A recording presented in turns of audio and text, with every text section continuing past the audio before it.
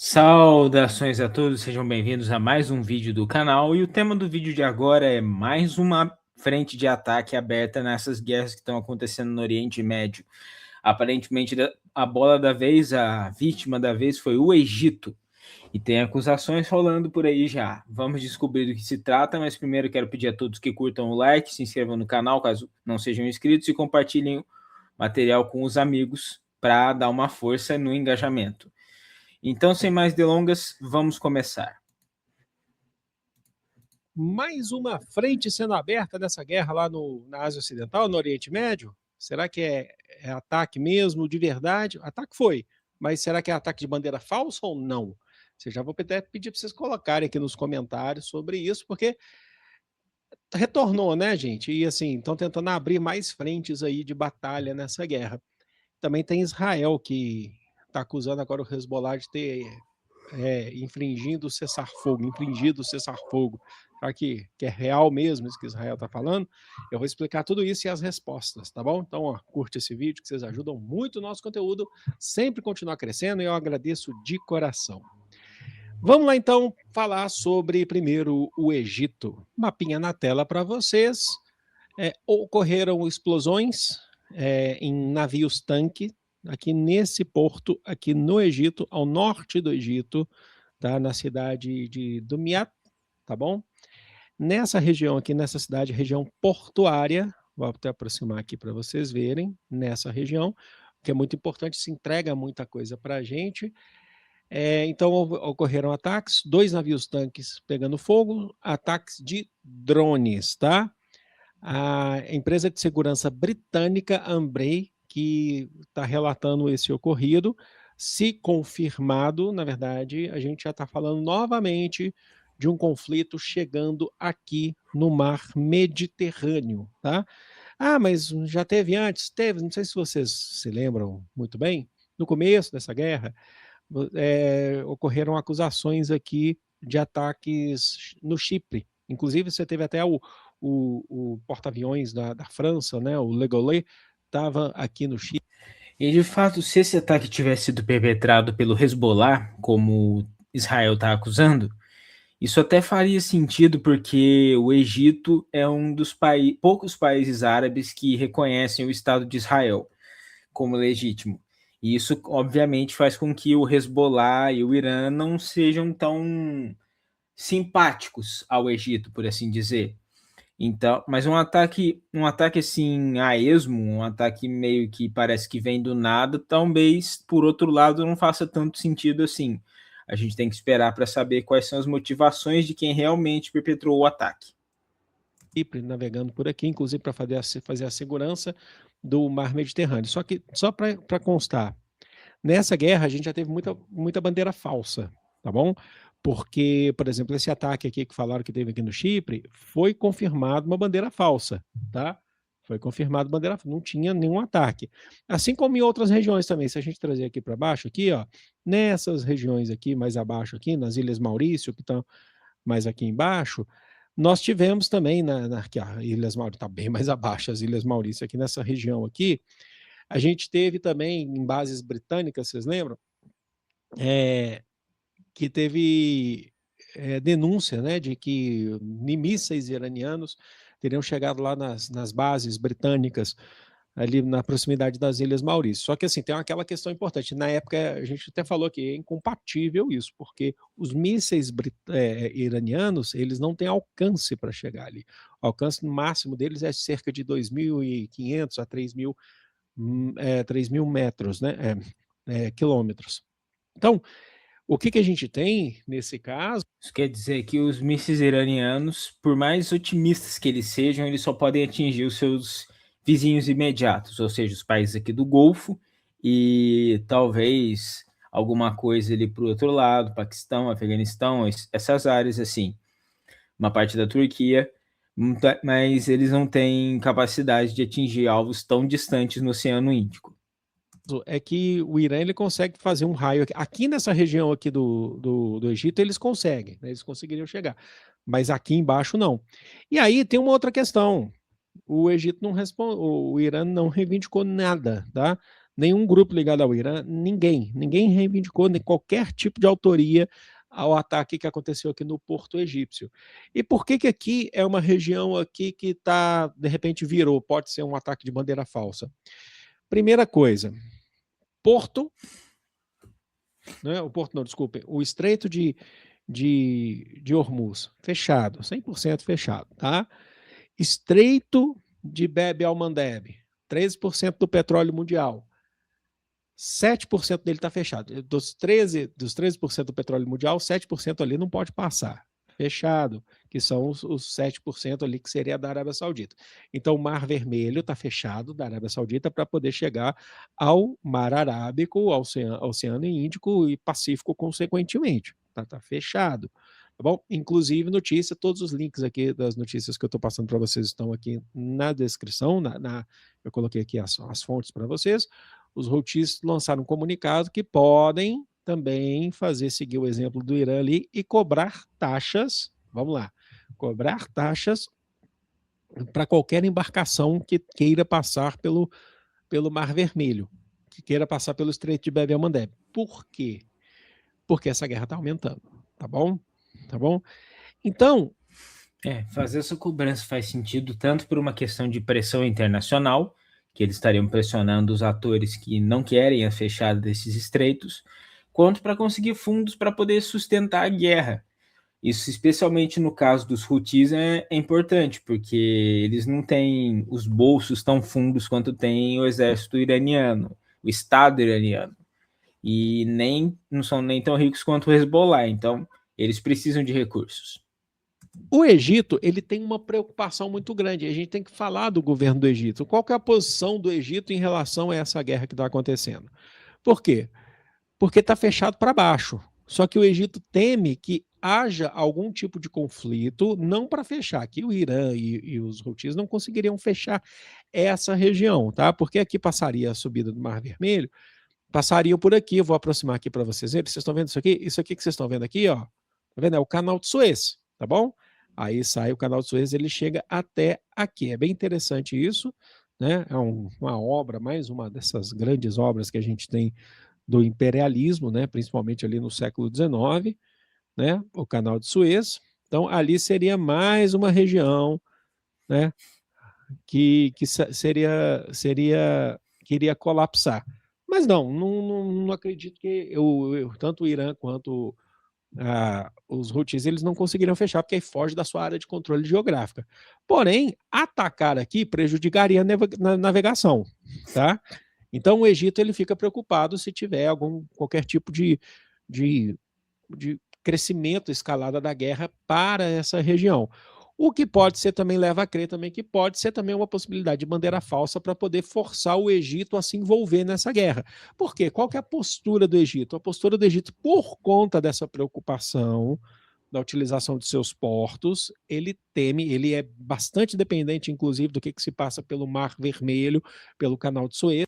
O Egito tem sido dependente do Canal de Suez para sua economia já há um bom tempo, umas boas décadas.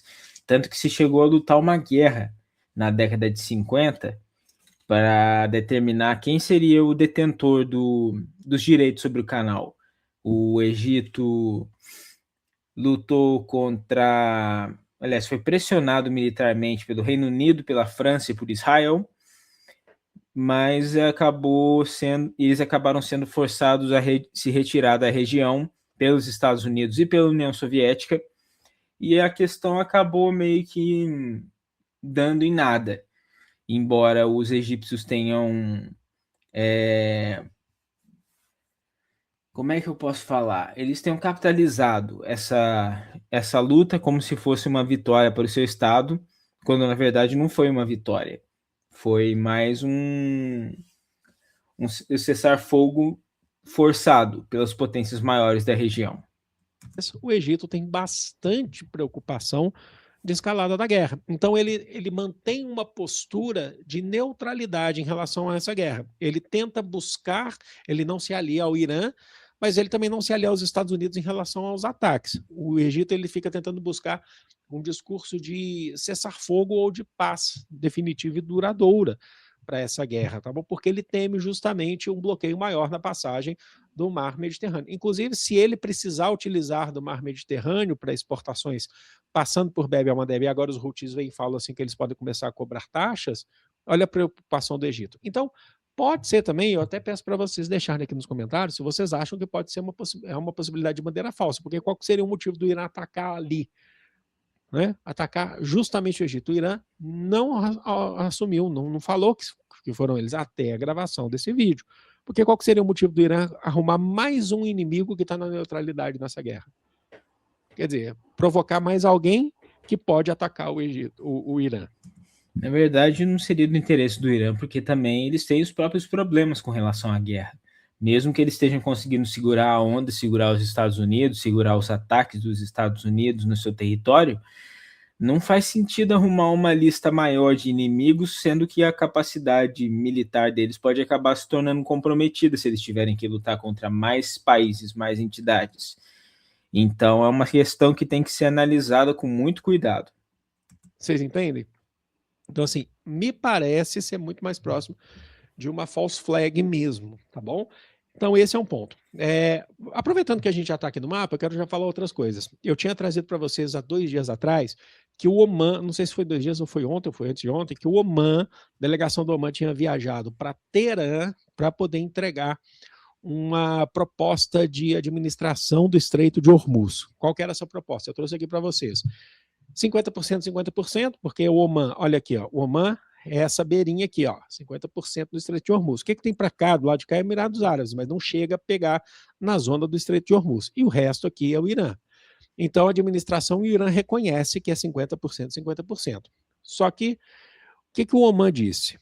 O Oman tentou levar essa proposta de contribuição voluntária, tá? Taxas voluntárias que os navios podem passar por Hormuz, os navios mercantes, cargueiros, tá? Podem passar por Hormuz, mas eles pagam se eles acharem que eles quiserem, né? Se eles quiserem contribuir aí com a manutenção da administração dos 2 países em Hormuz. O Irã recusou, tá bom? Acho que já estava na cara isso que ia acontecer. O Irã emitiu aí uma recusa em relação a isso. Ponto. Então a gente tem esses dados. Mais um dado agora, trazendo para vocês, vou aproveitar o mapa novamente, né? O Irã, Israel e Hezbollah estão no... O Irã também não se digna a assinar, aceitar nenhum acordo que tenha a ver com o Estreito de Hormuz, até porque ele não precisa. Ele é a entidade mais poderosa daquela região específica, então eles podem fazer como os Estados Unidos mesmo fazem em outros lugares do mundo. Eles podem exercer o seu poder e a sua influência e se negar a manter compromissos com outros países. Então, essa recusa não surpreende.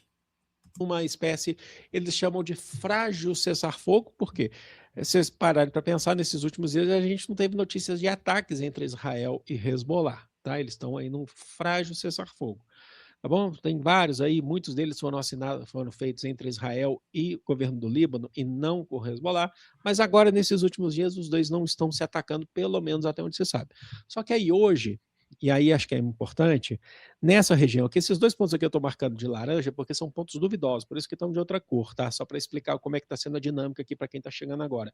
Os em azul são ataques confirmados de Estados Unidos e Israel contra o Irã, tá bom? E os vermelhos são os ataques do Irã, tá bom?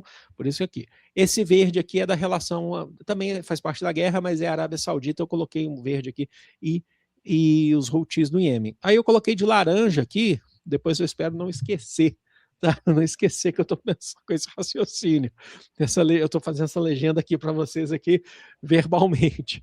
Esse laranja aqui, porque são pontos duvidosos, né? A gente não tem a notícia ainda do porto aqui do Egito, e Israel acusou o Hezbollah, né, de atacar de lançar mísseis nessa região montanhosa dentro do território libanês, no sul do Líbano, contra tropas israelenses. Primeiro, o que as tropas israelenses estariam fazendo ali? Se de fato o Hezbollah falou que não fez isso, tá? Ele não reivindicou. Falou assim que eles até o posicionamento do porta-voz do Hezbollah falou assim que é uma bandeira falsa de Israel, tá? Mas Israel falou que atacou, e primeiro, que os soldados de Israel não deveriam estar ali, né, dentro do Líbano. Então, se não foi bandeira falsa, atacou para se defender, né?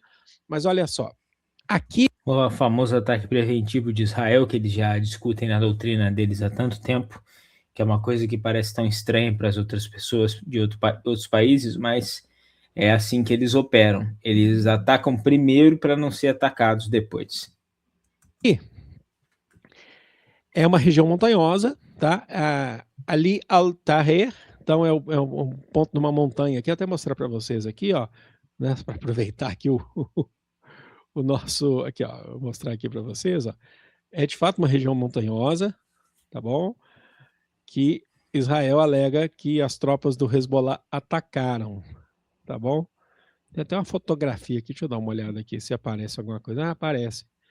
Uma fotografia aqui no cantinho aqui, mas eu não consigo trazer aqui para mostrar para vocês. Tá bom? Então Israel fala que o Hezbollah atacou aqui, então acabou com o chamado frágil cessar-fogo dos dois países. Agora, bandeira falsa novamente, né? Porque o Hezbollah acusa Israel de fazer isso para poder retornar a guerra e as hostilidades. E isso também vai, lembrando, acho que é importante, exatamente não, ou mais ou menos ali 24 horas depois que o Benjamin Netanyahu esteve reunido com Donald Trump, que foi ontem em Washington, meio que para renovar os seus votos de continuidade da guerra. Então, deixem aí nos comentários o que vocês acham. São pontos de bandeira falsa que aconteceram aqui ou não? E aí, por último, mas não menos importante, preços de petróleo dispararam novamente, né? Com tudo que aconteceu, com os ataques dos Estados Unidos e Arábia Saudita ao Iraque, com essa explosão que aconteceu agora no Egito, né? O posicionamento dos Houthis falando que poderiam fechar para qualquer navio, cobrar taxa para qualquer navio. Isso é uma coisa que a gente tem que entender. Entre Irã, Iraque, as monarquias do Golfo, o Iêmen com os Houthis e o Egito, a gente está lidando com a região que é, geopoliticamente falando, a mais delicada do mundo atualmente. É a mais ativa no ponto de vista de guerra, ali junto com as planícies da Ucrânia. Então, tudo que acontece lá vai impactar no preço do petróleo e agora vai ser um impacto negativo, porque aumenta a instabilidade e aumenta a insegurança. Supondo-se que os Houthis forem taxar mesmo os navios que passem por Bab el-Mandeb, isso vai fazer com que o preço de transporte dos hidrocarbonetos, por exemplo, que vão do Oriente Médio até a Europa, suba, que vai fazer o preço do petróleo no mundo inteiro subir também. E isso vai impactar as pessoas no mundo inteiro, como a gente já vem falando faz um tempo. Aí, enfim, agora a gente está nessa tendência de subida e não há muito o que se fazer nesse sentido. A gente tem só que esperar que em algum momento eles cheguem a alguma espécie de entendimento. Para isso tem que começar por Estados Unidos e Irã. O petróleo tipo Brent subiu, aí é considerado uma das maiores altas desde o início desses 5 meses de guerra, tá? Ele subiu 8%, que ele tinha baixado, ele já tinha chegado esses dias aí a 100%, mas eu tô falando de salto, tá? Ele foi baixando, ele tinha subido ao 100%, a 100%, a 100 dólares, desculpem, indo aos poucos, mas agora ele subiu bastante, ele subiu 8%, ele passou aí 90 dólares o barril, e a tendência é aumentar enquanto tiver ataque. Aí vem uma fala de Donald Trump falando que está chegando perto de negociação, aí o petróleo baixa. Eu vou usar um termo aqui que eu não deveria usar, mas é isso principalmente para Donald Trump, tá? Ou caga ou sai da moita, mas ele não faz isso, né? Porque ele vai mantendo, como eu já falei para vocês, vou usar um termo mais bonitinho agora, ele vai levando a guerra em banho-maria, mas ele está se prejudicando, tira no... Ele está fazendo isso porque, por um lado, ele não quer admitir a derrota, mas por outro, ele não pode vencer, como eu falei. Ele não tem conseguido neutralizar o Irã, não tem conseguido dobrar o Irã à sua própria vontade, mas, por outro lado, se ele admitir derrota, é uma admissão de fraqueza. E isso, para um sujeito igual Trump, é inadmissível na sua doutrina pessoal. Ele vai ser visto mais como o cara, o presidente fodão que vai fazer a América grande novamente. Então ele fica preso nesse labirinto aí, ele não tem para onde escapar. no pé. Não acha? Deixa aqui nos comentários. E a Vera em julho... Beleza, esse foi o vídeo, esses foram os comentários sobre esse ataque no Egito que surpreende. Será que está vindo aí mais uma frente para essa guerra? Ou será que não? Será que isso vai ser contido? Comentem aqui embaixo nos comentários, escrevam as suas opiniões, também não se esqueçam de curtir o vídeo, se inscrever no canal e compartilhar o material com os amigos que acham que vão gostar também disso aqui. Eu agradeço a todos por terem assistido e ver a todos novamente no próximo vídeo do canal. Um abraço, valeu!